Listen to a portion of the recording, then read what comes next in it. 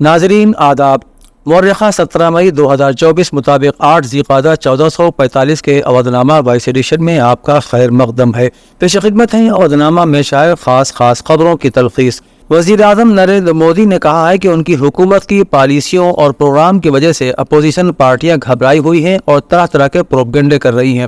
انہوں نے آج اعظم گڑھ کی لال گنج لوک سبھا حلقے میں ایک انتخابی ریلی سے خطاب کرتے ہوئے کہا کہ عوام کا آشیرواد بی جے پی اور ہمارے سبھی اتحادیوں کے ساتھ ہے اور جہاں بھی ہم جاتے ہیں ایک ہی نعرہ گونجتا ہے اور وہ ہے کہ ایک بار پھر مودی سرکار۔ انہوں نے کہا کہ دنیا دیکھ رہی ہے کہ ہندوستان کے لوگوں کو مودی کی گارنٹی پر کتنا بھروسہ ہے۔ وزیر اعظم نے کہا کہ بی جے پی حکومت کی پالیسیوں میں کسی کے ساتھ تفریق نہیں ہوتی اور ماؤں بہنوں کی خدمت ہی ہماری بھکتی ہے اور یہی ہماری پوجا ہے۔ عام آدمی پارٹی کے کنوینر اور دہلی کے وزیر اعلیٰ اروند کیجریوال نے پیشین گوئی کرتے ہوئے کہا کہ بی جے پی اگر لوک سبھا الیکشن جیتتی ہے تو نہ صرف SC/ST کا ریزرویشن ختم کیا جائے گا بلکہ یوگی آدتیہ ناتھ کو اتر پردیش کے وزیر اعلیٰ کے عہدے سے بھی ہٹا دیا جائے گا۔ کیجریوال نے جمعرات کو یہاں سماجوادی پارٹی کے صدر اکھلیش یادو کے ساتھ مشترکہ پریس کانفرنس میں کہا کہ وزیر اعظم نریندر مودی اگلے سال ریٹائرمنٹ لے لیں گے اور امت شاہ ملک کے نئے وزیر اعظم ہوں گے۔ اس کے علاوہ آئین میں تبدیلی کر کے SC/ST کا ریزرویشن بھی ختم کر دیا جائے گا۔ اروند کیجریوال کے بیان پر پلٹوار کرتے ہوئے اتر پردیش کے وزیر اعلیٰ یوگی آدتیہ ناتھ نے کہا کہ جیل جانے کے بعد کیجریوال نے ذہنی توازن کھو دیا ہے۔ مہوبہ لوک سبھا سیٹ کے لیے انتخابی ریلیوں سے خطاب کرتے ہوئے انہوں نے کہا کہ انا ہزارے کے سپنوں پر پانی پھیرنے والے کیجریوال اب میرا نام لے کر باتیں کر رہے ہیں۔ وزیر اعلیٰ نے کہا کہ جیل جا کر کیجریوال کو پتہ چل گیا ہے کہ اب وہ کبھی جیل سے باہر آنے والے نہیں ہیں۔ انہوں نے انا ہزارے کے سپنوں پر پانی پھیرنے کا کام کیا ہے، اس پاپ کے لیے انا ہزارے انہیں کبھی معاف نہیں کر سکتے۔ عام آدمی پارٹی کی رکن پارلیمنٹ سواتی مالیوال نے وزیر اعلیٰ کی رہائش گاہ پر ان کے ساتھ بدسلوکی کے تیسرے دن اپنی خاموشی توڑی ہے۔ مالیوال نے سوشل میڈیا پر بتایا کہ انہوں نے پولیس کو اپنا بیان دے دیا ہے لیکن انہوں نے اس پورے واقعہ کا ذکر نہیں کیا جو پیر کو وزیر اعلیٰ کی رہائش گاہ پر پیش آیا۔ ساتھ ہی بی جے پی کو اس معاملے میں سیاست نہ کرنے کا مشورہ بھی انہوں نے دیا ہے۔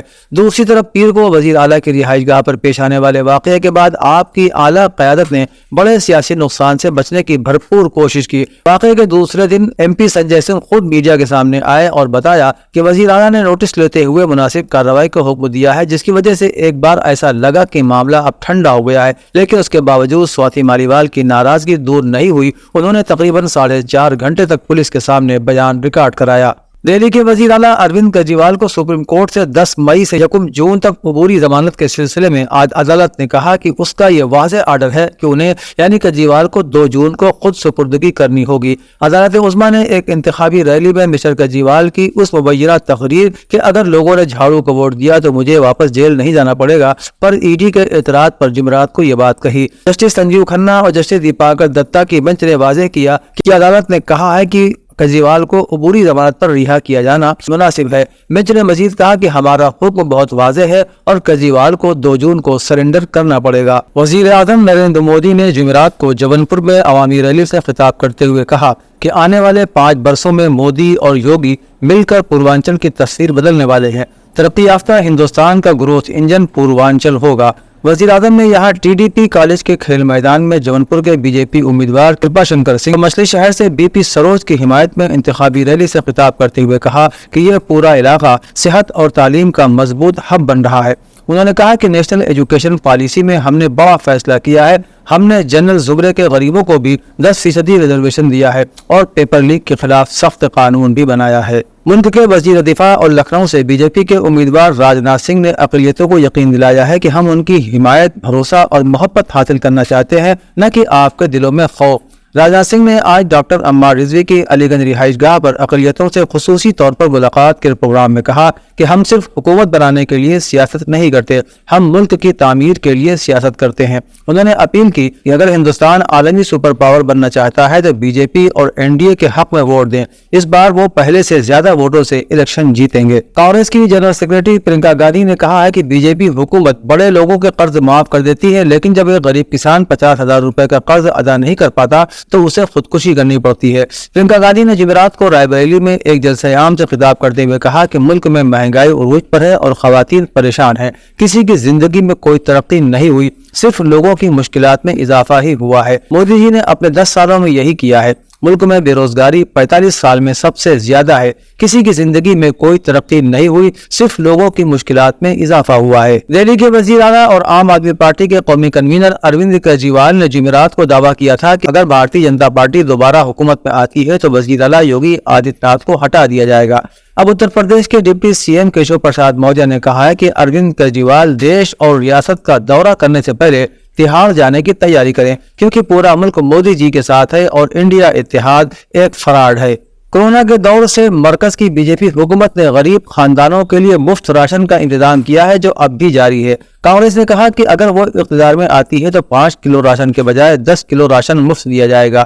وہیں بہوجن سماج پارٹی کی سربراہ مایاوتی نے کہا کہ عوام کو دیا جانے والا یہ تھوڑا سا مفت راشن بی جے پی حکومت کا احسان نہیں ہے، بلکہ یہ صرف عوام کی طرف سے حکومت کو دیا گیا ٹیکس کا پیسہ ہے۔ بدلے میں ووٹ مانگ کر بی جے پی غریبوں کا مذاق اڑا رہی ہے۔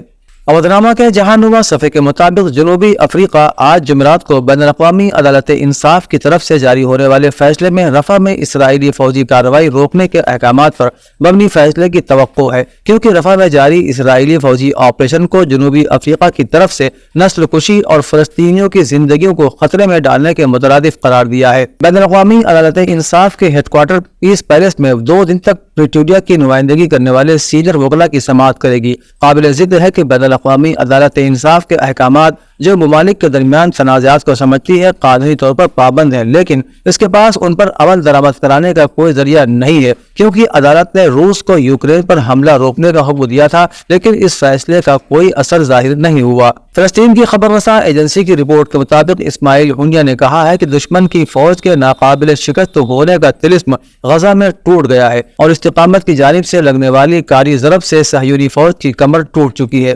اسماعیل ہنیہ نے اس بات کو بیان کرتے ہوئے کہ مسئلہ فلسطین فلسطینیوں اور تمام کے تمام حریت پسندوں کے ذہنوں میں موجود ہے، کہا کہ فلسطینیوں کی آئندہ نسل کو اس بات کا علم ہے کہ واپسی کے حق سے چشم پوشی نہیں کی جا سکتی۔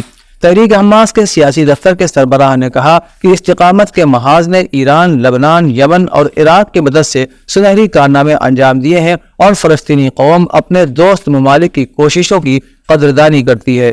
پاکستان میں نیب ترمیم کیس کی سماعت کے سلسلے میں آج سابق وزیر اعظم عمران خان کو ویڈیو لنک کے ذریعے عدالت میں پیش کیا گیا۔ امید کی جا رہی تھی کہ اس کیس کی سماعت کی ویڈیو کو عدالت کی ویب سائٹ اور یوٹیوب پر لائیو نشر کیا جائے گا، لیکن جب سماعت شروع ہوئی تو نہ تو عدالت کی ویب سائٹ اور نہ ہی یوٹیوب پر کوئی ویڈیو نشر کی گئی۔ عمومی طور پر سپریم کورٹ کی عدالتی کارروائی لائیو دیکھی جا سکتی ہے، لیکن آج فوری طور پر یہ معلوم نہیں ہو سکا کہ سماعت کے لائیو مناظر ویب سائٹ یا یوٹیوب پر کیوں دستیاب نہیں تھے۔ پاکستانی پنجاب کی وزیر اعلیٰ مریم نواز نے کہا ہے کہ چند ماہ میں پنجاب کے تمام ہسپتالوں کی تصویر بدل دی جائے گی اور پنجاب میں کوئی ایسا ہسپتال نہیں رہے گا جہاں مفت علاج نہ ہو رہا ہو۔